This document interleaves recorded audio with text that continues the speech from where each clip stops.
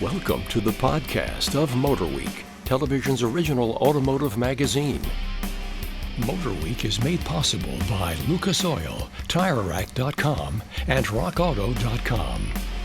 Here's your MotorWeek podcast host, John Davis. Thank you, Alec Webb, and welcome everyone to MotorWeek podcast number 269. And joining us today are Brian Robinson, Greg Carlos, and Jessica Ray. And we're going to jump right into things with a review of the 2022 Consumer Electronics Show that just wrapped up in Las Vegas and really was almost a car show from start to finish. There was a lot of news there, virtually all of it all electric. And Brian, why don't we start with you? A BMW had made a lot of news at CES. Yes, sir. They did seem to be out there in full force. There are two currently in the BMW lineups, two EVs you can buy, one being the i4 sedan or Grand Coupe, as they like to call it, and the iX SUV. What they had to show there was an M version of the iX, which would be the first time BMW has put the M brand label on any electric vehicle. So that's obviously a big deal. It cranks up the horsepower from 516 in the iX to 610 horsepower. Does drop the range from 320 plus to about 280. Goes for $105,000. Gets an upgraded air suspension, 3.6 seconds to 60. And they made a big deal about the engines themselves, and that they don't use any rare earth magnets to engage. They use like focused pulses of electricity instead, which according to them allows them to get a lot more power out of a smaller package. I guess. I assume you meant motors, right? Did you say engines? What'd I say? I think you said engines. I said engines? I want to make sure I'm not missing something.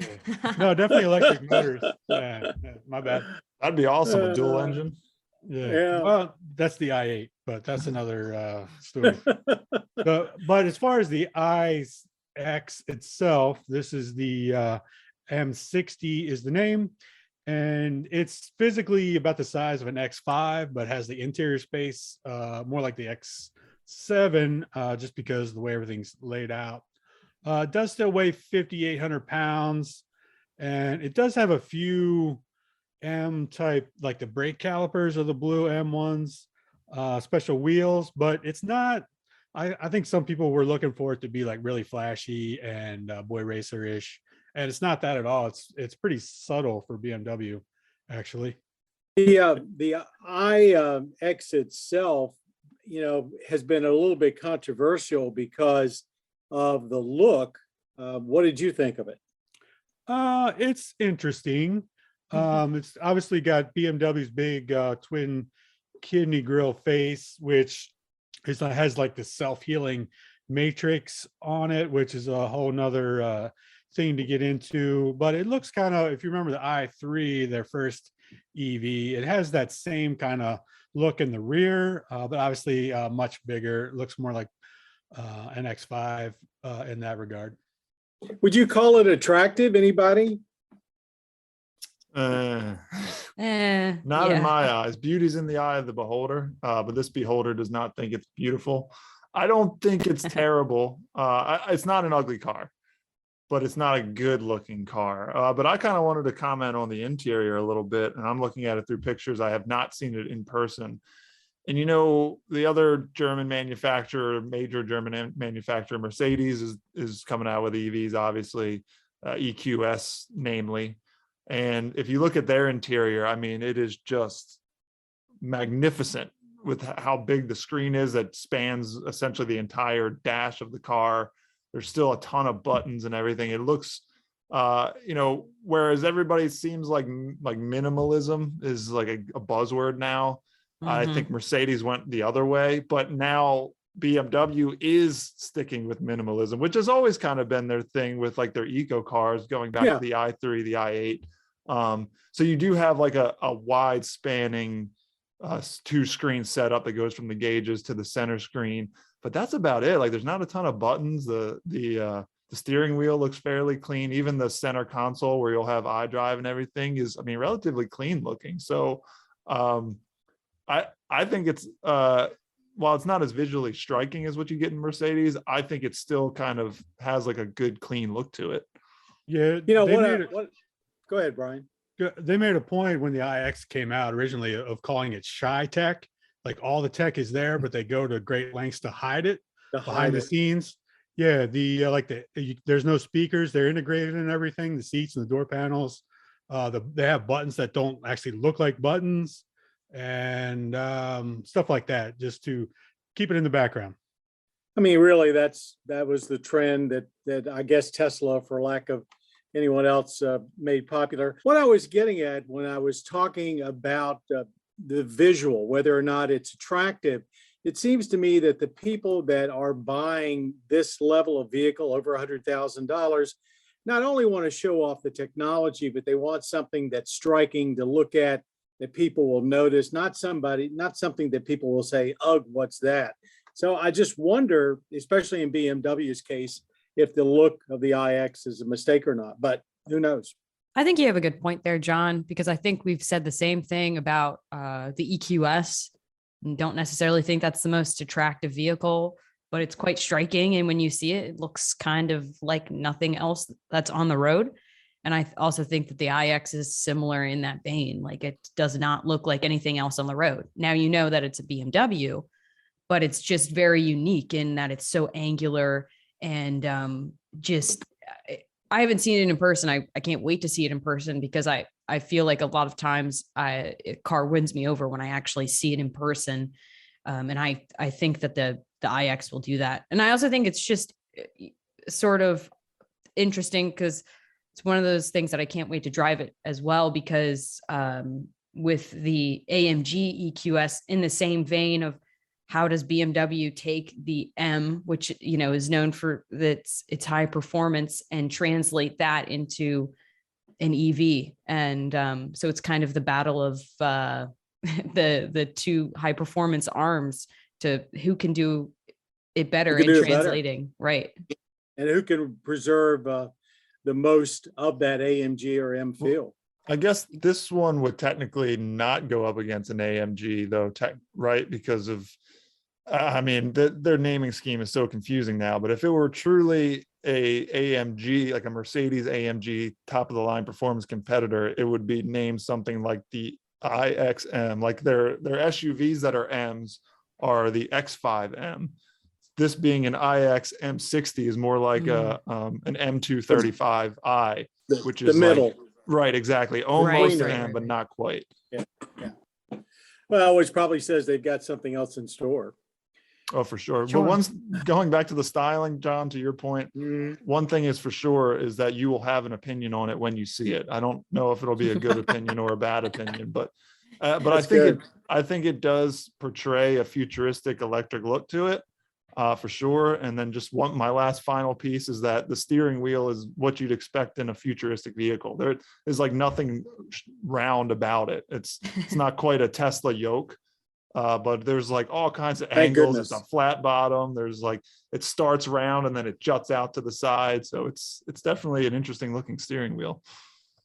As they say, I'm not sure we need to reinvent the wheel. Look, let's go from something of limited volume to something that they're going to sell a heck of a lot of. It's no secret GM has made a commitment to be all electric. They took CES very seriously. They had a lot of news there. But let's start with, I think, the worst kept secret, but also their biggest news as far as, well, just market share.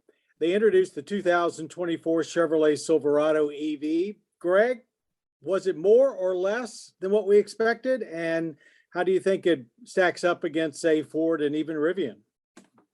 To answer your question, I'd have to say more. I don't see how you could see this truck and look at its spec sheets and say it's less than we expected. Maybe it's not, I mean, as over the top as people want an EV to be, but if you're realistic about what an EV truck in 2022, well, this one will be coming out in 2023 as a 2024 model year. But what we can do in this era, is, I mean, pretty much maxed out. We're at 400 miles of range, according to GM, which, if true, is actually a pretty big feat for such a big car. I mean, a truck. It's built on the GMC Hummer EV, which we all saw last Super Bowl, built on the same Ultium platform. You'll be hearing a lot of that from Chevy and GM. The only differences, or well, a few differences, mainly there's one less motor. So there's only 2 motors in the Silverado as opposed to 3 in the Hummer.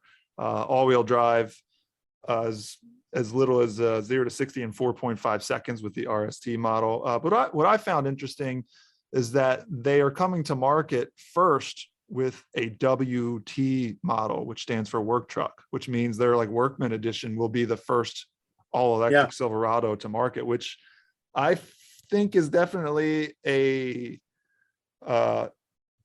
move that they put a lot of thought into, because they want to prove that, hey, this is a work truck. It's not just for, super rich people who just want to have a big pickup truck toy. I mean, we're going to put this thing to work. And that WT, the work truck edition, is going to come with not quite as much horsepower as the RST first edition, but it'll be 510, 615 pound-feet of torque, which means 8,000 pounds of towing standard and a 1,200 pound payload. And eventually they will have another like work truck model that'll tow up to like 20,000 pounds, which is, I mean, that's big time towing from an electric vehicle. Heavy duty area. Yeah. And getting to the look, I don't think I'm making any huge revelations here that the Silverado EV looks a lot like an Avalanche, if anybody remembers what an Avalanche is. I don't know why Chevy likes to bury the Avalanche so much. And they, even now I'm seeing quotes that they're claiming they didn't intentionally try to make it look like an Avalanche, but I got to call BS on that. The thing that really hits or brings that home is just behind the rear door. They're all crew cabs, mind you, is that triangular like sloping pillar down into the short bed. The bed's only 5'11" on the RST model. So it's a short bed. The front end is short, again, because they're not worried about throwing big engines in there. It's a snub nose look. And then, like I said, the short bed, but like the Avalanche, there's what they call a midgate, and it's a multi-flex midgate. They're throwing all kinds of marketing jargon at you. But what that means essentially is that you can access from the bed into the cabin and extend the bed length. So you go from a 5'11" bed to, with the midgate down, a 9-foot bed. And then if you go a step further and get the multi-flex tailgate in the back, you can get up to 11 feet of total storage for, building materials or whatever you want to put back there. So there is a high amount of versatility with this thing, like the Avalanche. I don't really know why they don't admit that this is like an Avalanche. It's an EV Avalanche. I mean, all you got to do is take one look at it. I like the Avalanche, and I think a lot of people did, and you still see a lot of them on the road. So I just don't really get that. When it comes to pricing, we're talking about under 40,000 before destination for that work truck model. So technically they're saying it's under 40,000, but really it's not. But it is around 40,000. And then the RST first edition, which comes fully loaded a little bit after in 2023, will be over $100,000, which is a lot of money. But eventually they say, Chevy says at least, that they will have models in the 50, 60, 70, 80,000 all the way up range. So it seems like they're trying to hit a lot of different sub markets within the Silverado EV market. Other comments about it? Yeah, I mean, well, also we should probably mention that it has 400 miles of range to start with. Did you mention that, Greg? I think I did. It was way back when I started my whole soliloquy. Oh, sorry, my bad. Remember. But I want to feature that. Yeah, that's a lot, especially if they're talking a work truck compared to its competition, which is the F-150, which currently does not have the option to go 400 miles yet on their powertrain. But I say that as this is a truck that does not yet exist in production. And who knows, by 2024, the F-150 Lightning surely could have 400 miles of range by then. Back to your original question to start the segment, John, you asked if it's more or less. It's very clear they saw what the Lightning was and said, let's do more. And so 400 miles of range, more than the Lightning. They have a onboard charger like the Lightning, which you could power your house in a storm, or you could even charge another EV if you wanted to. But that charger is a 10.2 kilowatt charger, as opposed to the Lightnings, which is like 9 and some change. So again, just a little bit more than the Ford Lightning. Good old truck one-upsmanship. Brian, you've been quiet through all this. Yeah, I don't mind the looks. I appreciate the avalanche aspects of it, but the proportions aren't quite right, because Greg mentioned the front. They really shrunk the front. It just that area to me looks a little more egregious than the back half of it. But I like that the work truck, compared to the regular GM work trucks, it doesn't necessarily look like a work truck. It's still called that, but it doesn't look super stripped down like the current ones. Yeah. I also think the wheels are a bit much. They're like 24 inches on the RST. And if you look at it from the profile with that short nose and the relatively long bed, when you consider how short the nose is, I mean, it just looks like a little bit too much like a Hot Wheels truck to me. Kind of, yeah. But it doesn't ruin it. It doesn't ruin the look for me. I think it's such a weird, it's going to be so weird when it comes out and there's going to be just these two models that are like on the complete opposite ends of the spectrum. But I think GM probably realized that they had to have something that was cheaper, significantly cheaper than the other EV pickup that they have, which is the Hummer. So they can't launch two $100,000 pickups, because that just looks so awful, especially because they're coming in we're still probably close to 2 years away from seeing them. So I think it was really smart of them to prioritize the base model of the Silverado, because that will be used in a lot of their fleet sales, which is really important to GM. Yeah, that makes they characterize their trucks as for the working man or woman, and so I think you're right. They've made a good choice there. Jessica, let's stay with you, because even though everybody knew about the Silverado, other than all the details, GM came to CES with news that was unexpected. Why don't you take us through that? Yeah, so I think the bigger news in this Silverado EV reveal was the fact that GM says they are launching an Equinox EV and a Blazer EV in 2023. So if you know the Equinox, it's a compact crossover. It's a 5-seater, not exactly the most attractive 5-seater on the road, but that doesn't exactly matter, because it is the third best selling compact crossover, right behind the RAV4 and the CRV. It is a pretty big fleet vehicle. So it's a pretty big vehicle in general for GM. And so they announced that not only is the Equinox EV coming in 2023, but it will start around $30,000. Now, keep in mind, this is not going to be built on the same platform as the gas-powered Equinox, because this will be on GM's new Ultium battery platform, same as the Cadillac Lyriq, but not the exact same, but in the same vein. And so this will be the most affordable EV on this brand new platform that GM is launching. So it's a very, very big deal.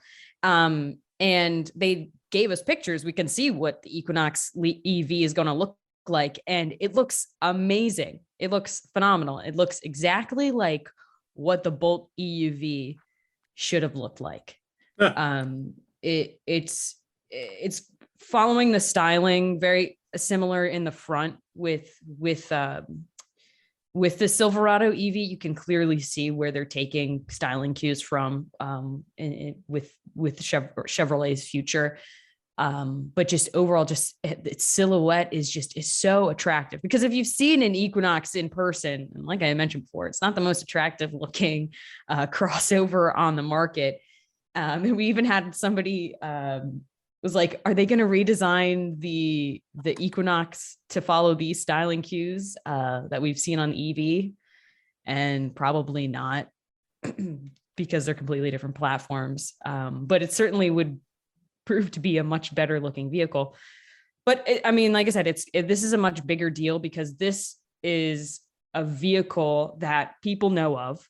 And I think it's a slam dunk for dealerships. They'll, even though, like I mentioned, it's not built on the same platform as the Equinox, and they're just calling it an Equinox EV because they're related in the branding aspect of it. But it's just that naming convention that people are just going to know, and dealerships are not going to have to necessarily explain the relationship between the two cars. It'll click easier in people's brains. You know, it's like one of those things I just think about Toyota. And when it comes to the BZ4X, you know, that's a RAV4 that's an all electric, but trying to have to explain that to the consumer is going to be difficult. Yeah. So I think it's a slam dunk. I can't wait to see it in person, because if you can get anywhere close to 300 miles or even over 300 miles of range, and you can get out the door with one of these for like $35,000, we're going to see a lot of them. You got one more to talk about. Oh, the Blazer EV? Yeah. Well, I mean, so it's sort of, all we got was a little teaser that it's coming in 2023. We don't know really much about it, but you know, it's going to be another big deal, also built on the Ultium platform. And likely will be styled even more aggressively than the Equinox.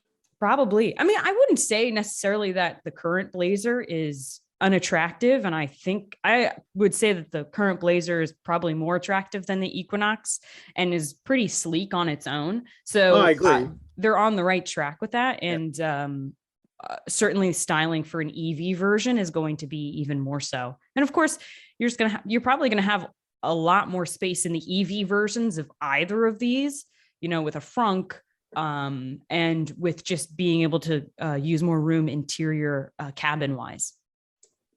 Anybody else got a comment? Yeah, I feel like, well, I guess I'm curious when the Equinox is finally in dealerships, what it will do to the Bolt EUV, because I'm looking at them back to back and I'm just like, who in their right mind would take the Bolt EUV when they see this Equinox right next to it? It's like, if you have steals. I mean, it's like, all right, so the Bolt EUV is what your science teacher in high school drives around, but the Equinox is what your cool like English teacher or something drives around, you know, the art teacher. Speaking of, my art teacher actually drove a Mini Cooper. She was pretty awesome. I don't know, that was just something that popped in my head. I can't even remember her name, but I know she drove a Mini Cooper. A true car person. Brian. The pricing is obviously the big deal. If they can sell it for 30,000, that's less than the EUV is right now. The EUV obviously was a placeholder, you know, to get them to that next level with the Ultium platform. So, you know, I wouldn't beat on it so much. It certainly has served a purpose. But they didn't get a whole lot of details, so not really much to talk about.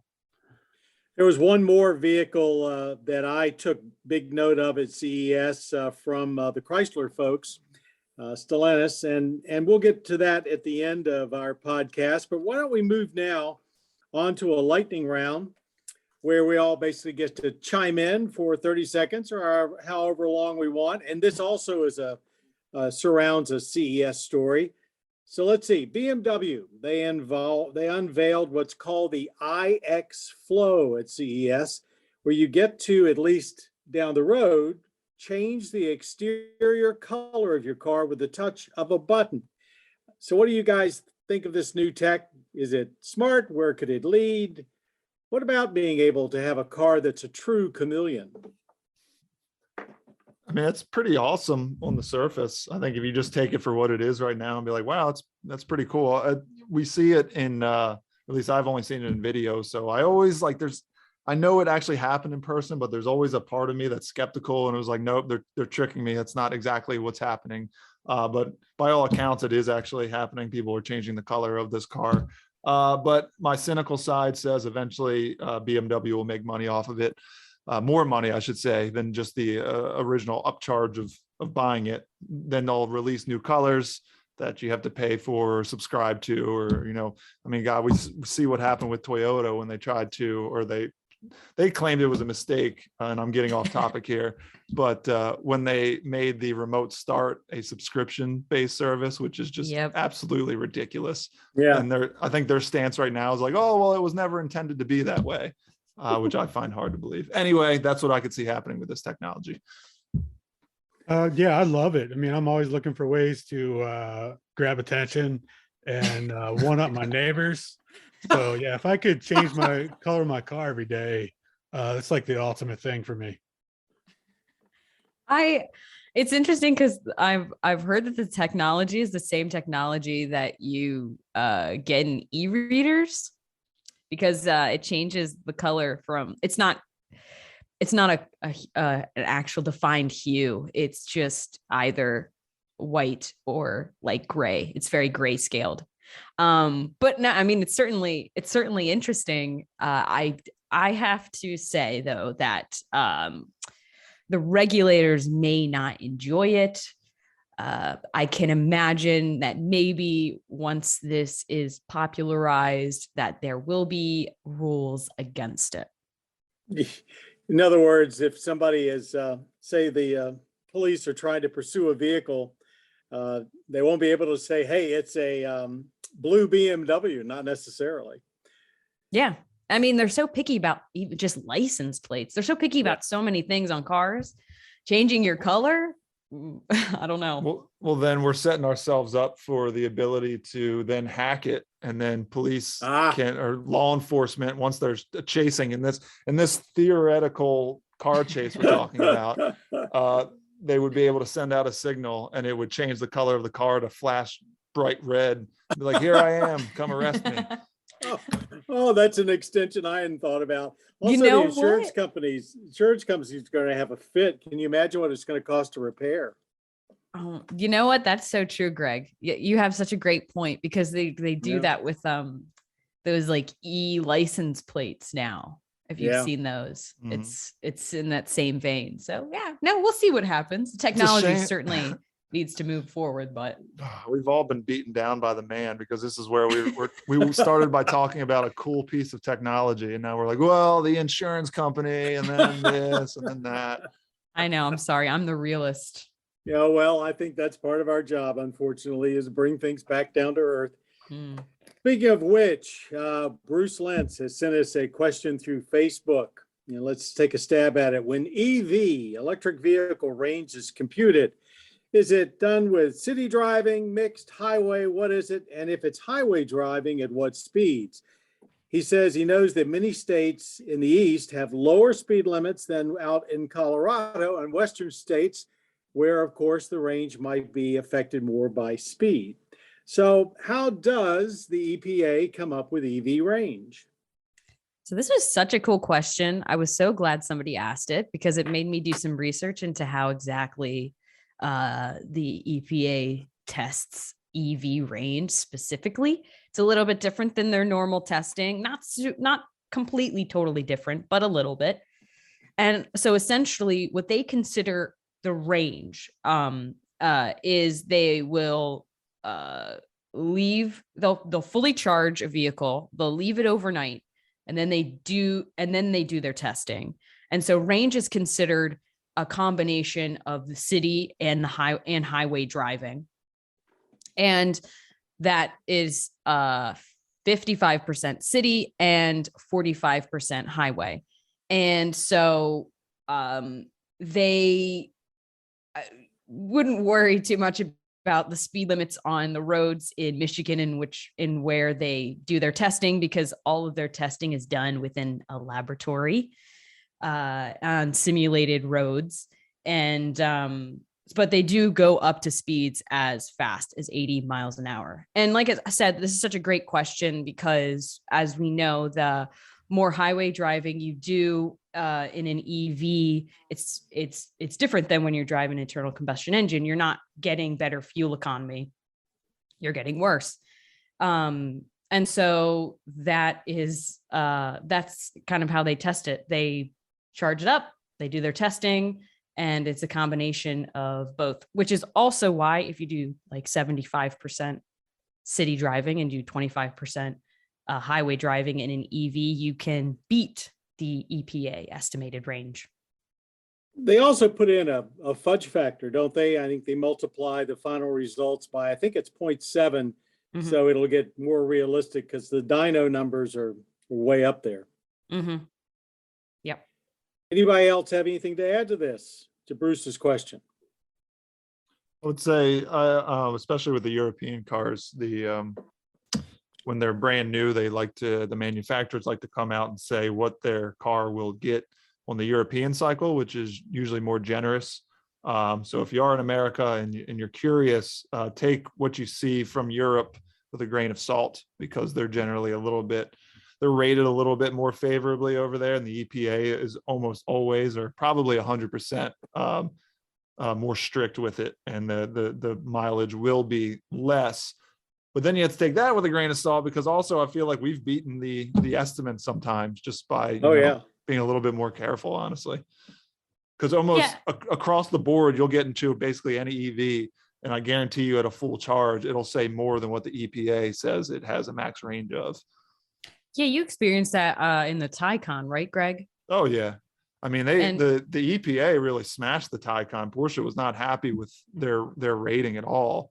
But we got into it, and I found that we beat or at least I beat the EPA estimate quite easily. And that was with a good amount of highway driving. And there's other factors too. Oh, sorry, Brian. No, it's not how fast you go, it's how you go fast. It's one of the things where you notice experienced Tesla drivers on the highway usually are doing 70 and less, because they know that the higher speeds, suck up the battery. Yeah, and other factors too. I mean, if you got the air conditioning going, the heat going, they're not gonna drain it in so far where, like for example, I think people were worried about when everyone was stuck on I-95, and if you had an electric vehicle and you were running it, and what would you do if you were stuck? Not so much an issue there, but if you are actively driving and using it at the same time, yes, it can get you less range. Interesting concept, interesting story, Bruce, interesting question. I hope that answers it. And before we wrap things up, we've got a couple other things we want to talk about. I mentioned earlier that there was another interesting concept vehicle that was shown at CES by the Chrysler brand, the Stellantis folks.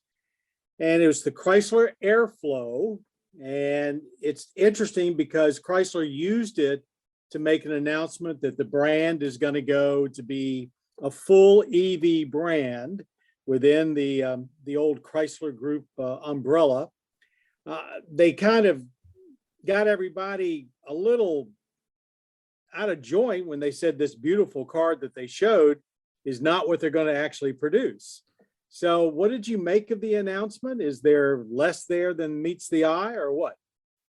I think you just hit it on the head there, John. It was like, all right, great. Here, the Chrysler brand is back. That's exciting. This is a great looking car or SUV, whatever you want to call it. And then they're like, well, it won't look like this. Right. Like, okay. Too bad. Well, then why'd you make it look so good?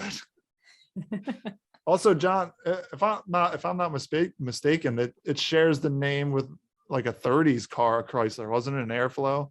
But it looks, there's like nothing that would pay homage to it, which is also the weird. Airflow. The original Airflow was the most aerodynamic car of its day. It was very swoopy front to back, and they made it. I believe they made it in both the Dodge and a DeSoto models. But it was really the first use of wind tunnel to design a car. And I have to say, it was actually a big failure. People were not ready for it. They still liked the old, squared off shapes of the Model A's and so forth.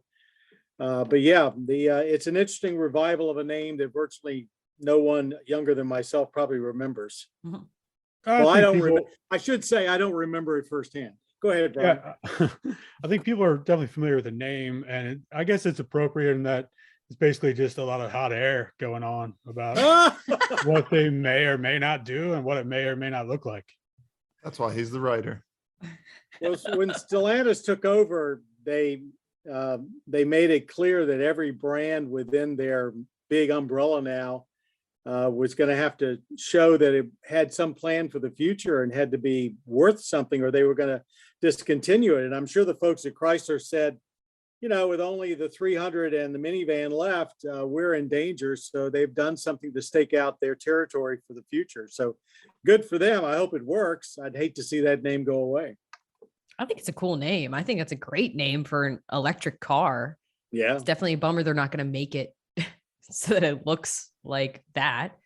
But I think also it's important that, they've stated that they're going to be an all electric brand, which means that we are going to be getting an all electric Pacifica soon.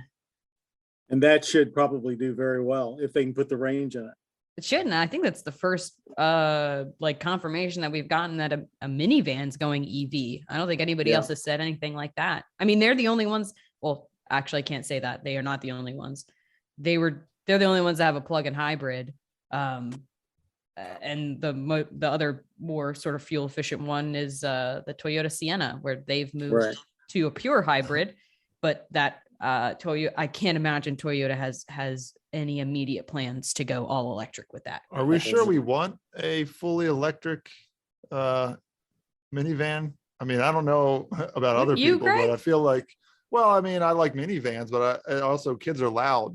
So any kind of noise that can come in, engine or exhaust, whatever it is, I mean, it's very much welcome when your kids are screaming at you because you have an honest to God excuse why you can't hear them. Now, I mean, it's like nothing. You just have to talk to your kids.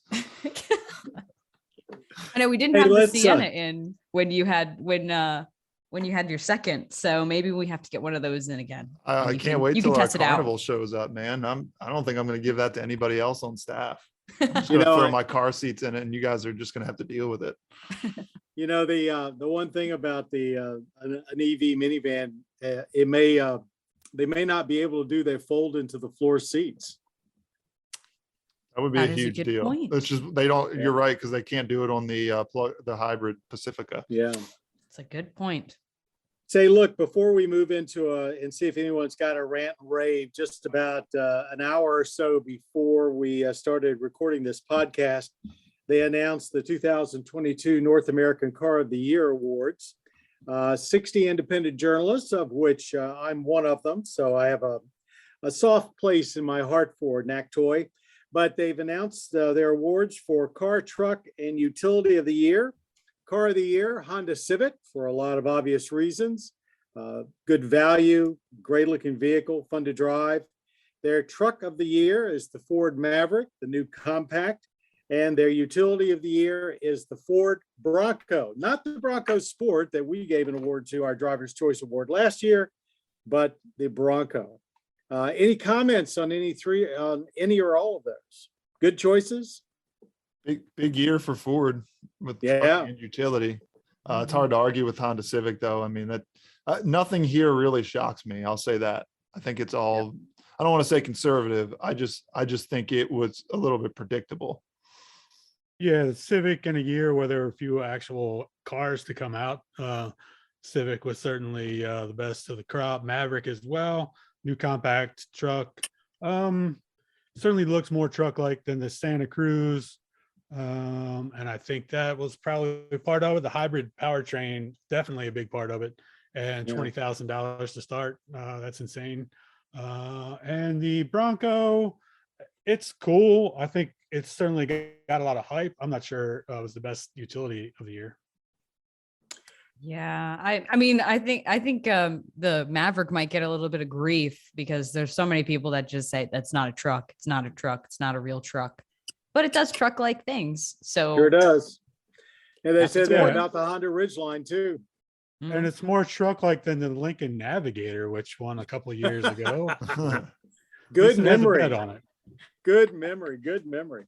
Hey, has anybody got a rant or rave before we close out? Anything that over the holidays, particularly struck you, good or bad? What happened in Northern Virginia in 95, man? Like I know it was kind of a quick moving snowstorm. For those of you who don't know, on the East Coast, we got hit with this real quick snowstorm right on the Northern Virginia DC line, which we're very close to. We were on the good side of that, but in DC, Northern Virginia, stuck on 95 for like 2 days because they couldn't move the snow, or there was all kinds of weirdness. Just kind of shocking that can happen in 2022 in an area that, let's face it, I mean, doesn't get a ton of snow, but does get snow on a fairly regular basis historically. I don't know. I will say that snow, the snow came really quick, because I think where I grew up actually is much more south of where we're located here at MotorWeek, and that got hit with so much snow, more snow that they had seen in many, many years. So I think it just came on so quickly. And it was weird because they were predicting a lot of snow, but I guess it just was more than what was anticipated. And I think it's just a bunch of tractor trailers got stuck. And then once big things get stuck, then everybody else unfortunately gets stuck. It does bring back the idea of, maybe we've told people for years, you don't have to worry about having emergency kits in your car anymore because you've got a cell phone. Well, maybe that wasn't very good advice, because a lot of those people were, without food, water, or anything for over a day. Yeah. Where you want a Silverado EV to be able to charge other EVs and cell phones and anything else people need charged. Make yourself quite a bit of money on other people's a little inability. Entrepreneurship there. I don't think it's the most savory way to make money, but yeah, I mean, you could do it. All right, I want to thank our two-wheeling reporter, Brian Robinson, our over-the-edge reporter, Greg Carlos, and our digital producer, Jessica Ray, who also produced this podcast. Thank you all for joining us today, and thanks everybody out there for joining us for podcast number 269. I want to thank our audio engineer, Jim Bigwood, and our podcast creator, Bob Mixter. Anyone out there that wants more Motor Week, hop on over to our website at motorweek.org. If you want to find out where we're seen on public TV stations around the country, hit the tab on the right at the top about the show, put in your state or zip code or city, and you'll get up-to-date listing information. Also, you can find us every week on our cable partner, MAV TV. Consult mavtv.com for the listings. You can stream us lots of different places, including on pbs.org/motorweek with complete episodes. And you can watch virtually everything we've done for, the last 10 years, right up to date, on our youtube.com/motorweek channel, which we're pleased to say gets millions of hits every month. So lots of folks out there want to know about us. If you've got a screen, you can find MotorWeek. Until next time, I'm John Davis, and thanks for being a part of MotorWeek. You've been listening to the podcast of MotorWeek, television's original automotive magazine. MotorWeek is made possible by Lucas Oil, TireRack.com, and RockAuto.com. For additional information on podcasts, videos, and showtimes, visit our website at motorweek.org. And watch MotorWeek, television's longest-running automotive magazine series, each week on your local PBS station.